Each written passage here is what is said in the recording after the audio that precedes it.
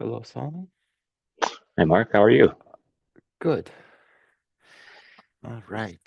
So, get this party started. I need to open up our meeting minutes and start putting meeting minutes. Hey, Dan, hi. Good morning. Good morning. All right. First order of business. I'm putting the meeting minutes in the chat so people can start editing. And then I will take Steve, a look. welcome. Thank you. And I unfortunately have another meeting that I'm skipping the beginning of, but I wanted to be able to come in and talk about that PR feedback, Mark, so Oh, that yeah. we can. I actually have to drop at 7:30, so half hour in as well. All right. Kick off with a new customer, so I'm excited. Oh, great. Nice.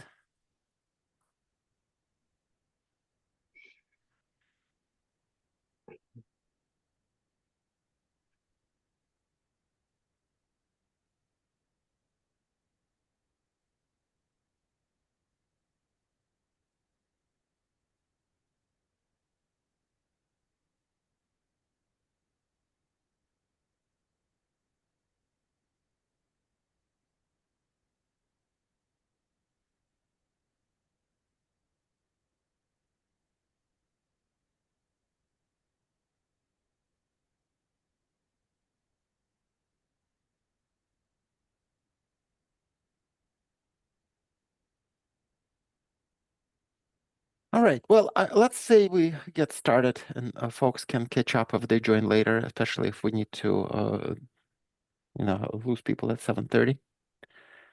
Dan, why don't you go ahead? Yeah, I'm trying to skim now to see if I can find the.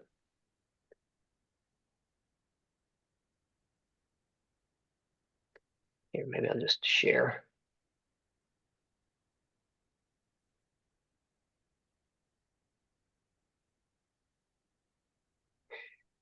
So with the patterns documents, Mhm. there we go. We're working on getting these merged in for a first draft that hopefully we can just put that draft straight up. But anyway, for this particular one, the thing I was trying to avoid doing is having verifier tenant be defined using the word verifier tenant. It's kind of like if I want to define the color red, I can't say red is the color of a red apple. So I'm just trying to find text that explains what the thing is without using the name of the thing itself. And I'm a Right. little bit uncertain if, as I started to think about this even more, whether. How about just customer of the verifier service or?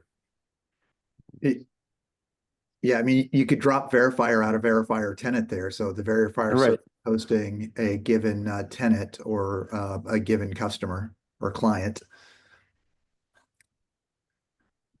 Okay, and so my suggested text was Oh, you down got here. a good one.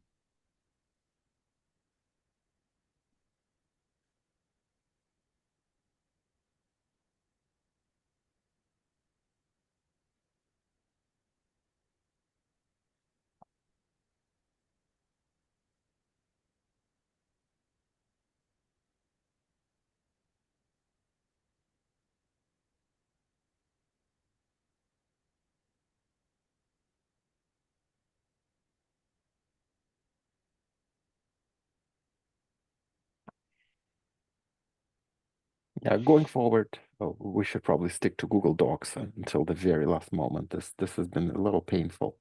Can you zoom in just a hair so I can read it easier? My glasses are good, but not that good. Thank you.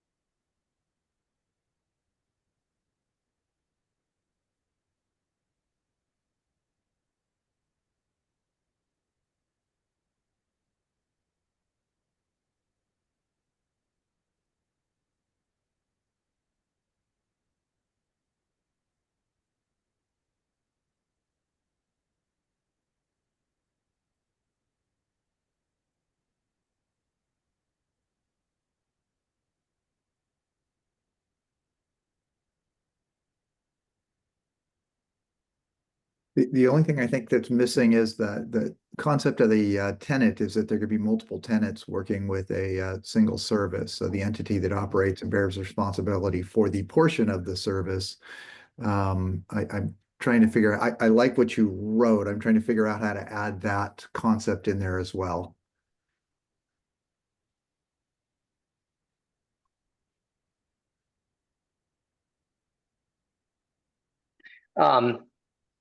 If I scroll up, sorry to move the text on you. No problem. Let me see, actually maybe down time.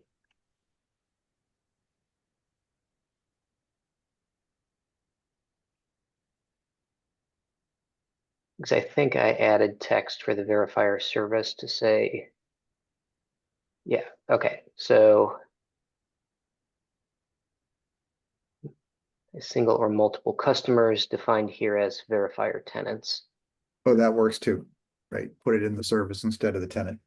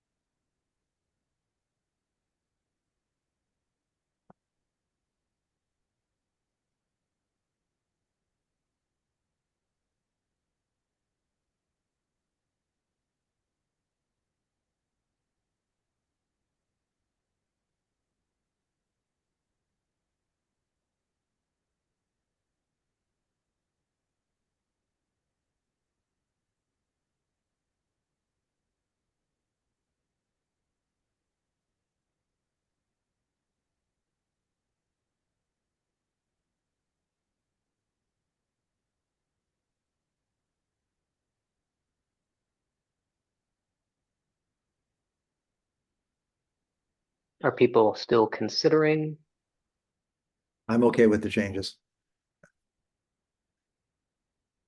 Solomon, Mark? As the newbie, I'll abstain today.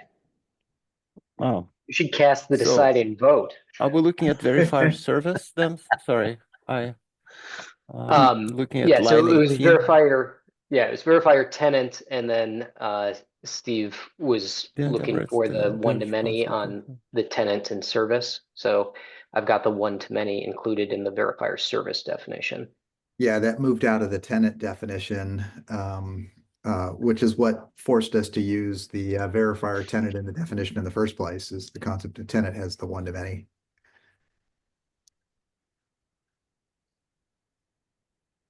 Why do you have to have this entire bottom sentence, a confidential computing contest? Why don't you say within a trust execution environment?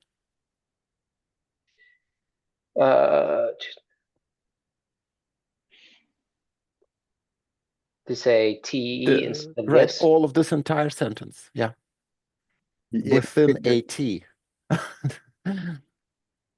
Sure. that's a good suggestion too.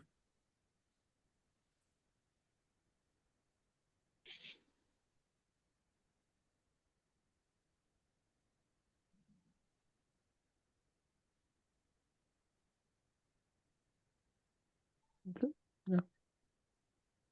All right, Okay. Commit this. sure.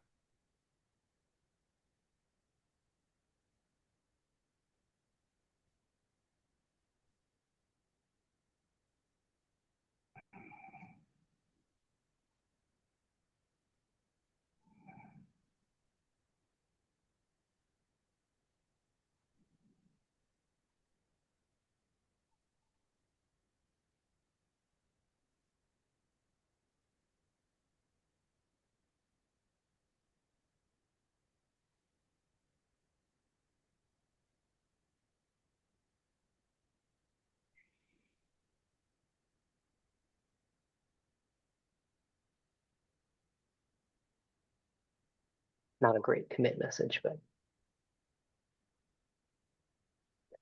okay. Thank you. And if there's nothing else for me right now, I'm going to jump to my other meeting. All right. Thank you, Dan. All right. Thanks, folks. All right. Okay. Solomon, you've got control now. I'm leaving. Thanks. It might be Right, the odd fine. man out. I get the decide and vote again. Well, I don't think there is anything else to vote on right now. So, So Solomon, where do you report in at Google? I work for Nellie Porter, if you know Okay. her. oh, So yeah, say prior hi from me. I will. I So was in the Nellie, office next to hers at Microsoft for many years. she told me that. She did. Yeah. Yeah, long story short, I joined Google about 2 years ago. Nellie recruited me. Before that, I was at Thales for about way too many years, 16 years or so. And they acquired one of my companies, Vormetric, back in the day. So I know Anjuna pretty well, and of course I know Chase very well. But yeah, I've always been in sort of key management, HSMs, confidential space, for most of my career. So Were you part that's of the me. group where we did the prototype over at Thales? You were. I was the principal technologist at the time over at Thales. So I was the one coordinating. Can we make this stuff work together? So if I look back at my notes, you and I have been on the phone many times then. We have. Well, good to see you again then. Indeed, you too. All right. So, okay. We're gonna probably keep our meeting fairly short today. So we have a light attendance, and also you have to drop, Steve, right? So I wanted to Mark's out get. with COVID after RSA. Oh no. Ugh. Yep. Well, it's no longer death sentence, so he'll be fine. No, it isn't. Okay, so I wanted to bring to your attention a couple of things. So we have the TAC is going to be reviewing the governance patterns for final approval. Final approval again, living documents, they'll continue changing, but they will, I guess, acquire a patina of respectability after next Thursday. I'm not going to be in that meeting, so I will need someone from this, one or two people from the SIG to represent us and to, take the feedback and then, incorporate it as needed and effectively speak for us. So I emailed the mailing list with that, yeah, so I'm basically in a series of very, very long meetings that completely overlap this next couple of weeks, and there's no way I can get out of it. And this is So Thursday, 15th? Thursday the 15th, yeah. Yeah. So you don't need to sign up just yet. Yep. But this is the last time the SIG meets before then, and I just wanted to to have someone who has been through this governance development process to represent us. Okay, so after the patterns get approved, I already know that there is at least two changes that need to be made. Not changes, extensions, like additions. So one of them has to do with, well, both of them actually have to do with the payload governance pattern. And by the way, that's another thing. Payload seems to be a term that's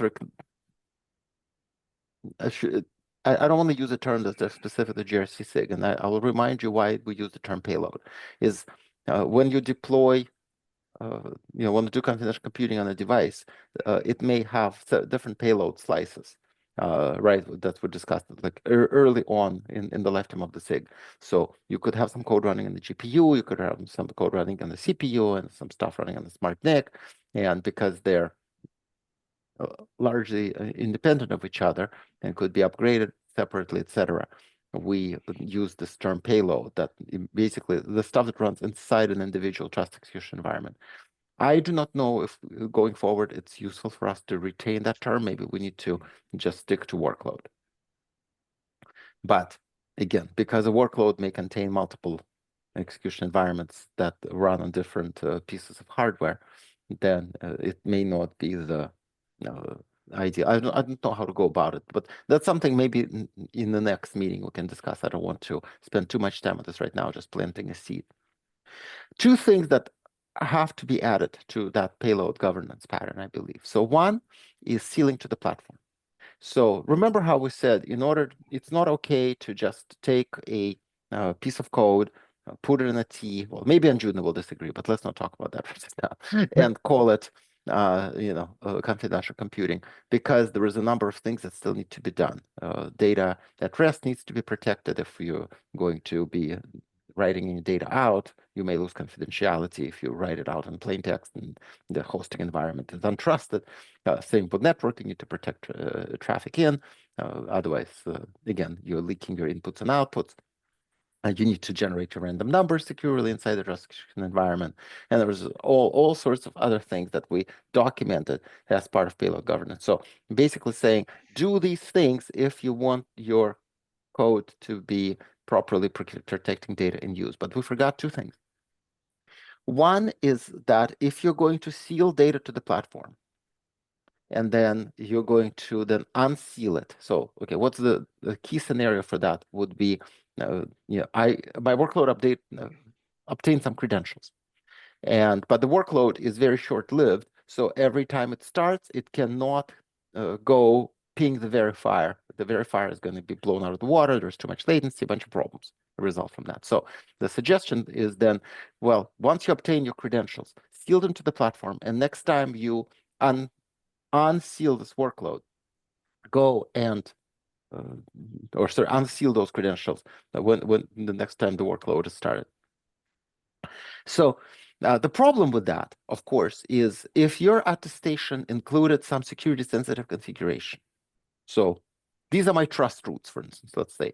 So I started this workload. I started with a set of trust roots, which is configurable. It's something that's given in the same code, different configuration. The problem then is if I start in that environment and I attest using my old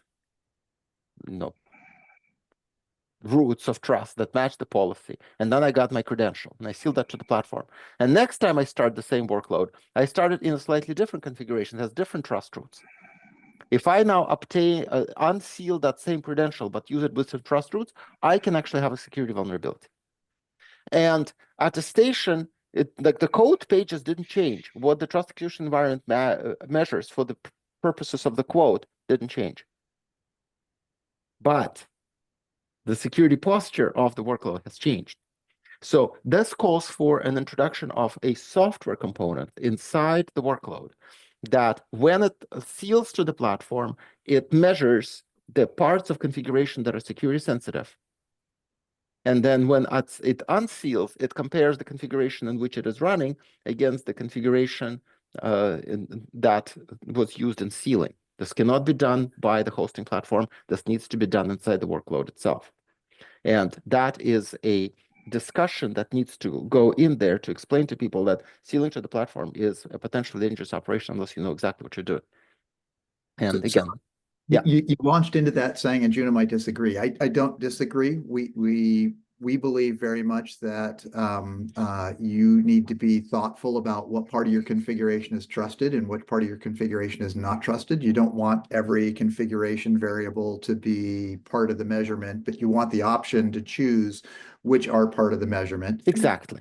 And then you want the option to choose whether you are bound to a machine or whether you're using remote attestation. So there are use cases like you always have to understand your chain of trust. Where are you establishing your trust from? And so if I'm doing remote attestation, I'm connecting to an attestation verification service. That attestation verification service, it can either trust another attestation verification service or it can get sealed to a machine. And so you can start the process with an attestation verification service that's bound to a physical piece of hardware that you in fact trust. This is also really useful in air-gapped systems where you don't have the option of doing a remote attestation outside of the constrained network of the air-gapped environment. But you still want to be able to do attestation and you've still got to pin your trust somewhere. Right. So we will need to author a section that describes this. Perhaps Steve, you and I can co-author it, but that's going to be like, I do not want to put this in there. We're just going to create a pull request once the pattern is approved. But again, I'm just raising the necessity of doing this. So the next one, we're going to face it. We're going to do a lot of confidential computing inside of virtual machines. Yep. And the danger there is, again, virtual machines are just too extensible. Machine can decide to load up an entirely different piece of code and then load up an addition, like download some software of the internet and run it. Effectively, what a virtual machine can do. And attestation is not like it's done early.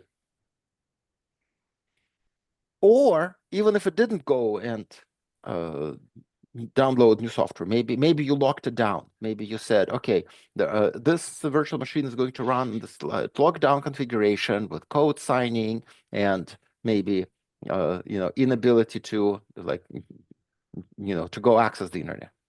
Well, your administrator logs in of that virtual machine and turns off code signing, or goes and says, well, there's a bunch of stuff I'm going to do with it that effectively, again, change what the virtual machine does. And again, that negates what attestation captured. So this came up in the attestation SIG yesterday. And I looked at it and said, well, we need to probably author some guidance as to how to lock down your trust execution environment, your payload, your workload for extensibility. So there are basically two things that I want to mention in that context. One is that face it, extensibility is inevitable. Some VMs will want to load additional bits, but the policy on the virtual machine the attestable policy on the virtual machine may then constrain what type of software will run. Maybe it will simply say, look, this workload will run any code that is signed by this key. And that's your policy. Then, if you want to maybe update some software in the VM without reattesting it, so long as the updated code is signed with the same key and you have code signing in place, you're good. Another thing is, of course, you need to effectively, or at least recommend, prevent any interactive logon by administrator, because that changes the TCP in ways you cannot possibly control. So another statement would be worthwhile having to basically say, look, don't allow break glass. That would be a recommendation. Of course, anyone's welcome, or free to not follow the recommendation, but then, you break the seal, void your warranty, whatever. So again, that is another section of the workload governance that probably needs to be covered. And then again, the people expressing interest in this, I think, was Osama from the attestation SIG. So yeah, maybe I'll work with him. But another area we obviously have strong opinions on. We tell customers not to use confidential VMs as such, but to use confidential containers. For that very reason, you don't really want to have the unit of measure, the unit of your workload be a VM, because it opens up way too big a surface. Right. So we have what we have is a set of best practices we recommend in this space, and I'm sure we can take some of those and bring those over into the recommendation from the SIG. Right. So again, what am I saying here is we will need to author content to explain this. And again, I don't know, I would put this under governance. Maybe we should talk about it in the auspice of attestation SIG, but maybe we'll just share a document with them, whatever. So that is really all I have today. I think we're going to break early. I do recommend that you monitor closely the discussions around this pull request, where these governance patterns are now prior to TAC approval. I strongly recommend that folks go and check it out. If you don't have a link, I can pull it up. It's probably in my Slack. Maybe let me put it in the chat. I have not Where? been monitoring the pull request, so I probably should. Okay. Yeah. No, I mean, it is a very, I'm trying to figure out where it is. Just give me a second. It's on it's for some reason. Wait. I don't know why it's not showing me the channels under the consortium in my Slack window. Image, something is wrong. Well, you'll find it on Slack, or you'll find it in actually the TAC email, because Dan messaged the TAC and basically said we're reviewing this and here is the pull request.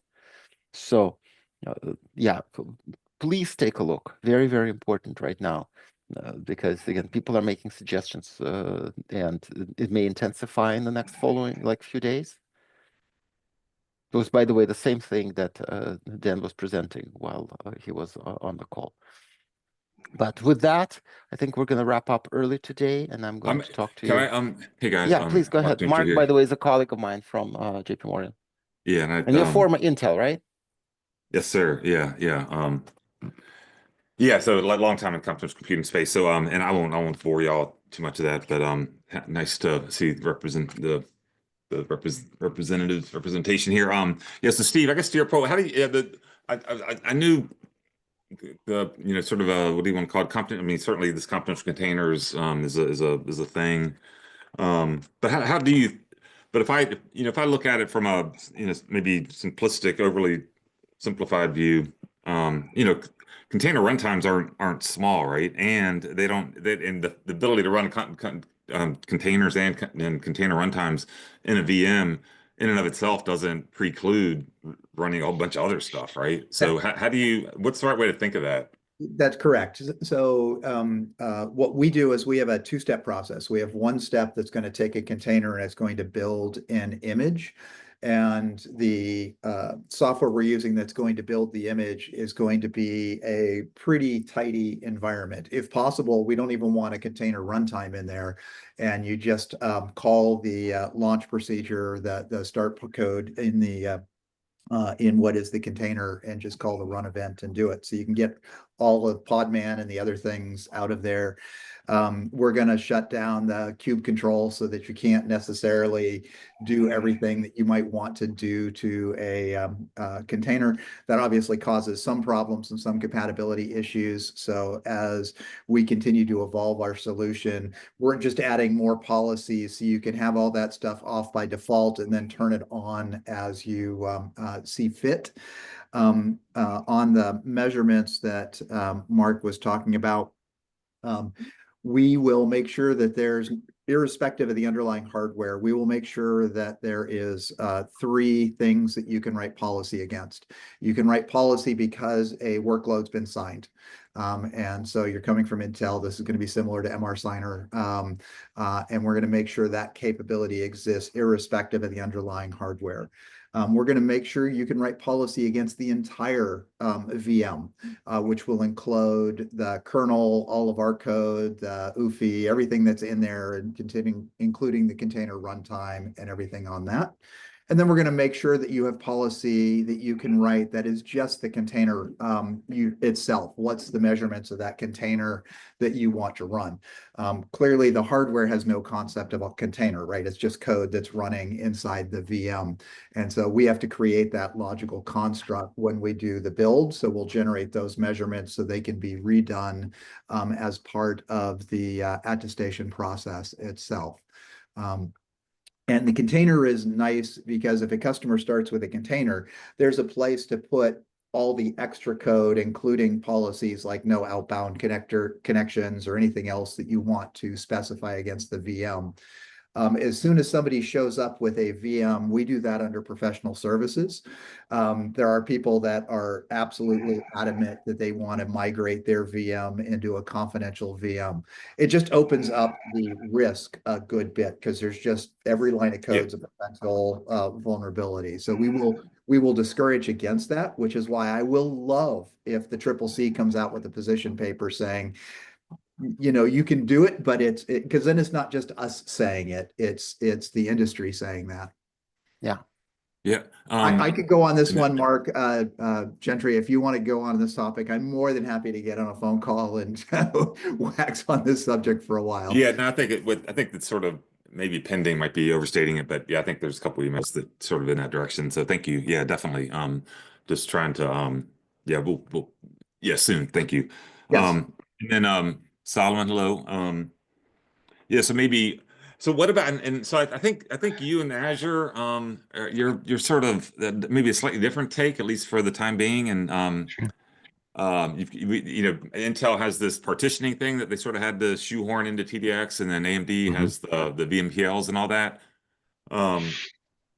So there, is it accurate to say, and Steve, I'm sure you're aware of this as well, and Mark, so are we essentially worrying less about the stuff that's not in that more privileged part of the CVM?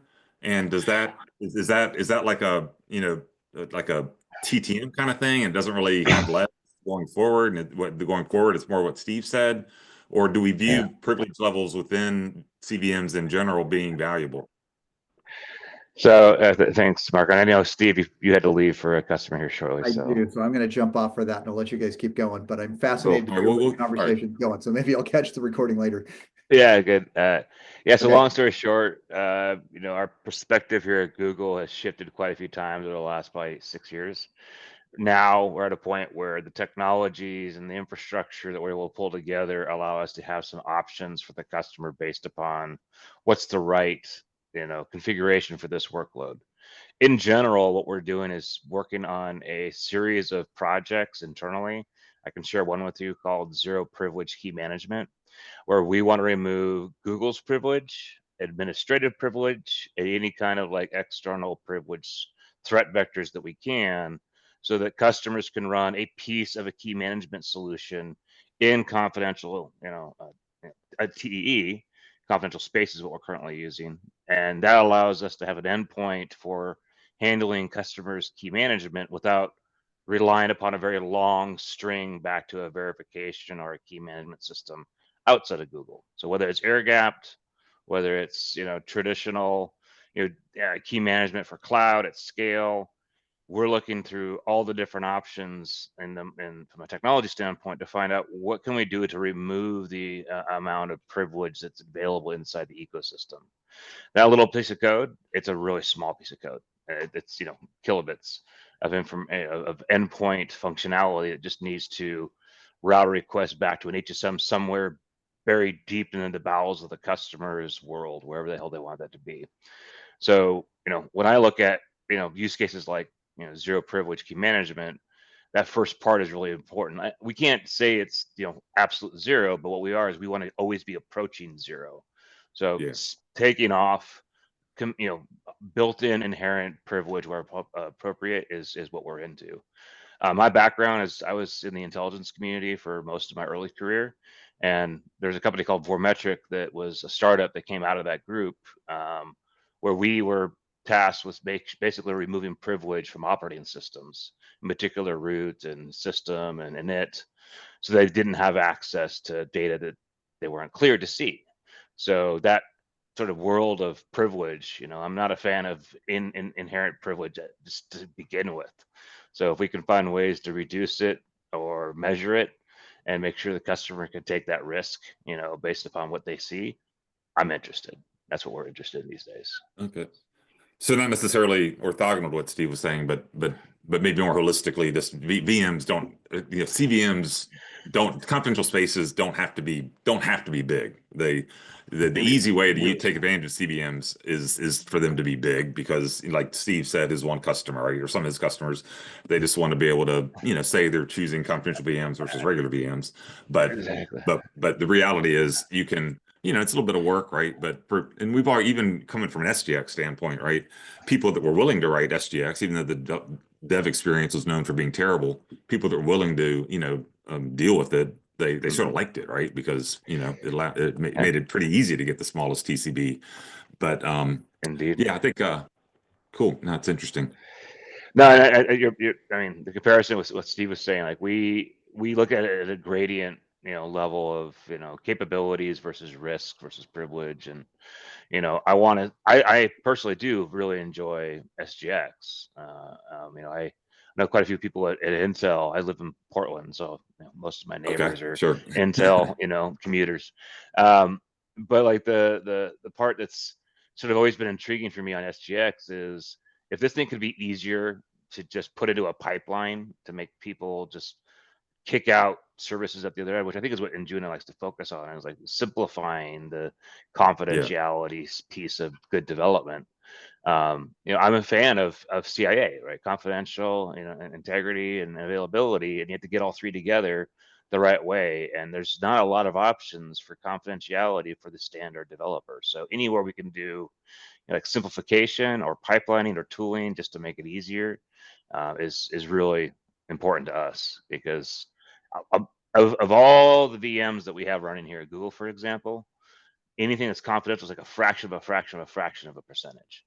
It's not as adopted as it could be, right? And it doesn't fit everywhere, or it doesn't fit for every use case, even in the TDX and such. So, we're seeing pressure for things like confidential AI, which needs confidential TPUs and GPUs and other things working together to create a testable, we call it workload. You said payload earlier. We call all of that a workload because it's multiple pieces coming together. But yeah, that's sort of what we're looking for, is removing privilege and improving trust and measurability. Gotcha. Thanks, Alan. Nice meeting you. Cool. Thanks, Mark. All I right, think sometimes the CC, I told Mark earlier I had a conflict that I'm getting. I think the time zones get reported differently depending on where you look. So I was wrong. awesome. All right, I don't have anything else for today. Just take a look at the pull request, make sure that it's the questions are being answered. If you're a veteran of the SIG, you should come to the next TAC meeting and defend it, because I won't be able to. And to do reverse proxy governance today, we just don't have enough people, and I also have some content to author for that.